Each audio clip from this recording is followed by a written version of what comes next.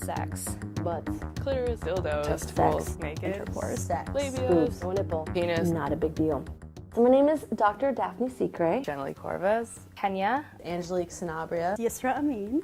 I'm studying psychology. I've been teaching for over 20 plus years. I hope to write and direct films. I was born in Vienna, Austria. I'm originally from Spain. Jeddah, Saudi Arabia. Until I was 15 and I came to America. And moved to Denmark and then San Diego. I live in San Diego, California. And I moved to Munich, Germany, where I went to school from 3rd grade to 12th grade and graduated all in one international school. I went to school there up until I was like 9, and then I moved to Cape Town, South Africa. I've lived in Woodside, Queens all my life. I also went to school in San Diego. So let's take a look at these questions. What does appropriate mean? My goodness, I don't even know. I It has so many different meanings. think it really depends on what context you look at the word appropriate. It's kind of subjective. It means whatever you want it to mean, but I guess when you enter certain institutions, it means whatever they want it to mean. Appropriate to me is, I guess, subjective depending on the person's idea. Specific restrictions that you place on yourself or others in how they should behave when they're in public. It's kind of hard to determine what exactly is appropriate. You have so many different factors. I think society sort of puts this standard on what appropriate is supposed to be, and maybe it should be ourselves who define what appropriate is based on our own choices and not based on what society is imposing on us. With my family, Most European families, there's not very much that's inappropriate. My grandma never wanted me to walk around barefoot. That wasn't appropriate for her, I guess. She would always like, go put on your socks. You can't walk, you're gonna get sick. I guess like to her, that's inappropriate. not saying bad words, being respectful of my parents. Behavior, just being respectful. Also, just knowing what to say, knowing what they're going to approve of. I mean, I grew up running around the neighborhood naked with my brother. Sometimes they don't approve of things that I do in my life, and I don't really want to talk about it in front of them, so I guess that is just kind of like hiding certain things. When we moved to San Diego, I was 3 years old and my brother was 5, and we had a pool in the backyard, and we'd be skinny dipping, obviously, because we're children from Europe. And we'd jump in the pool, run around, and we'd end up running around the house and end up on the street and running down the neighborhood block naked. And in Austria or Germany, that's totally acceptable because we're little kids and having fun. But the next day, the neighbors came over and complained with my parents that they didn't want us little kids running around naked. I have family members that have opposing viewpoints to the ones I do politically. So how do we have an appropriate conversation, something that's civil, and be able to have discussions? In my job, there's a certain set of ethics. So I work for a corporate company that has an HR department, so you kind of have to follow those guidelines. I was told that I need to dress in a certain appropriate manner, and so I had to dress up. I was told that I couldn't have a tongue ring, that's not appropriate for a professor. Sometimes being appropriate is more important than other times. Like at work, I'd probably be more appropriate than if I was just hanging out in my room with my friends, just joking around and stuff. We do the basic 90s sexual harassment videos and stuff like that, so you kind of have to follow and make sure you're going by those set of standards. Now looking at appropriate in the sense of a dress code, There wasn't really any clothing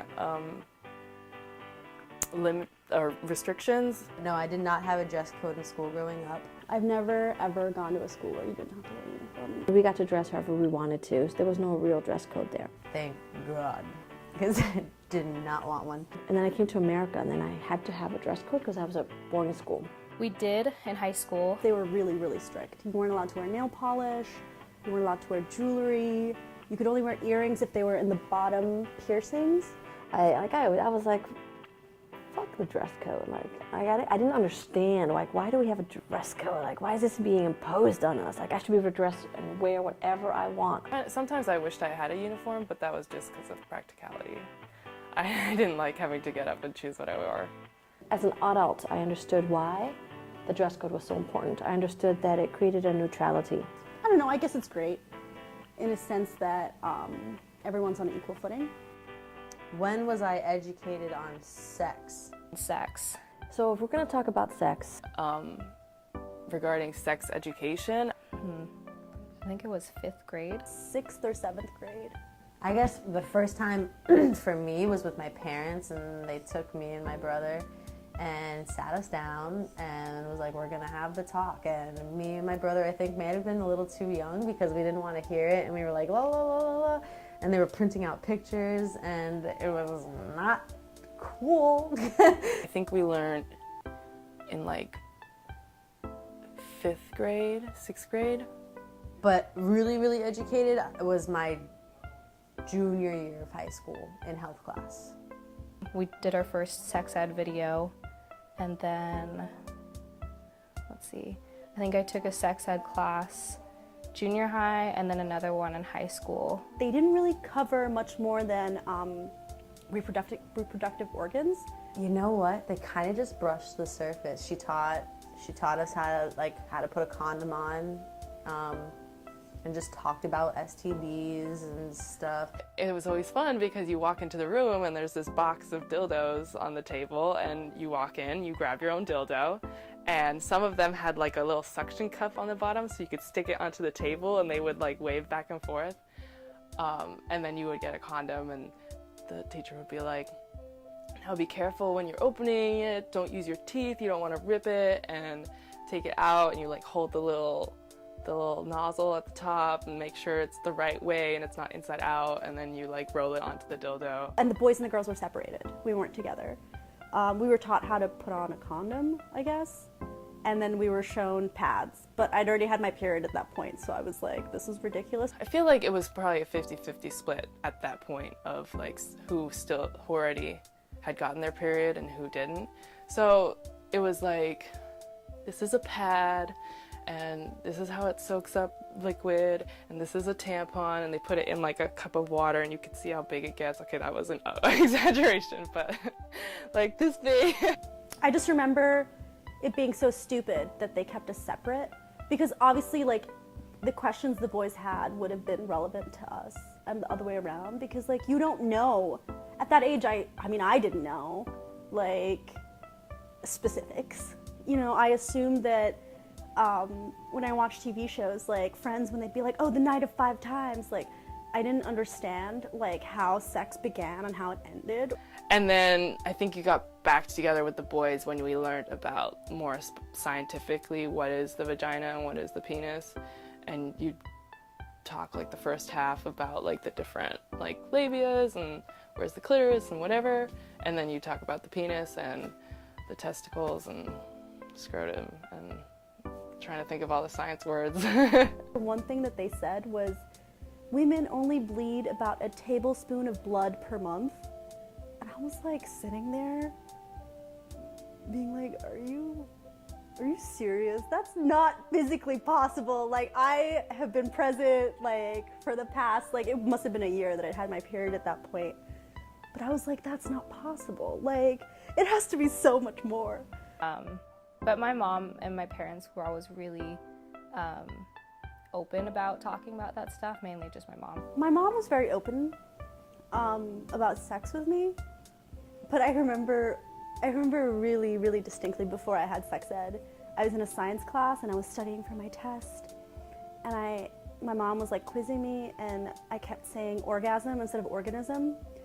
And she was like, baby, like, no, like, this is what an orgasm is. And then, like, she explained it to me, and I was like, oh my God, like, that's so embarrassing. So she would be okay if I wanted to ask her questions, or she would kind of give me her experience, not like what she would do sexually, but like just kind of like her experience with birth control and different types of contraceptives.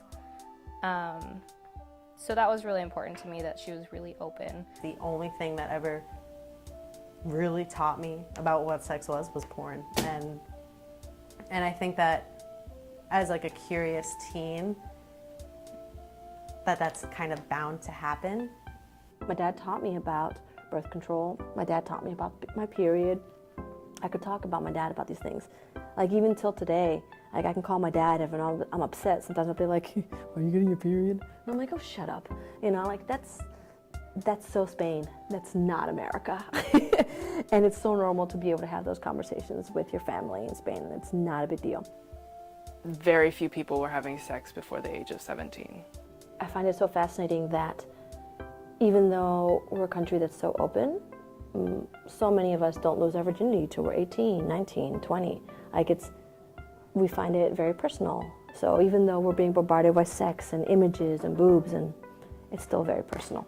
12 years old, 11 years old, where I started hearing my friends talk about how they're having sex, or like how they had sex with a guy unprotected and they're scared and all these things. And so, so 7th grade.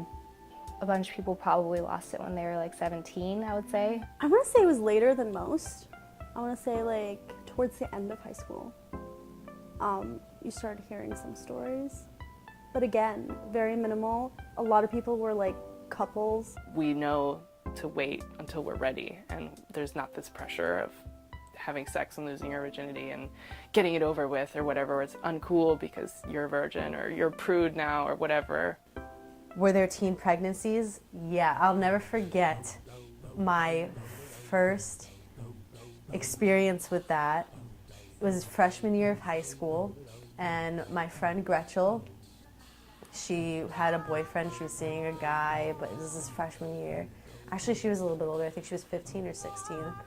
And she said how she missed her period, and I was like, I think you're pregnant because you've been having unprotected sex. And I was like talking to her belly, and she's like, shut up, there's nothing there. But turns out there was something there. And so she had her baby 100% all the way, had the baby like a beautiful, maybe like 5 or 6 year old girl now, maybe even 7.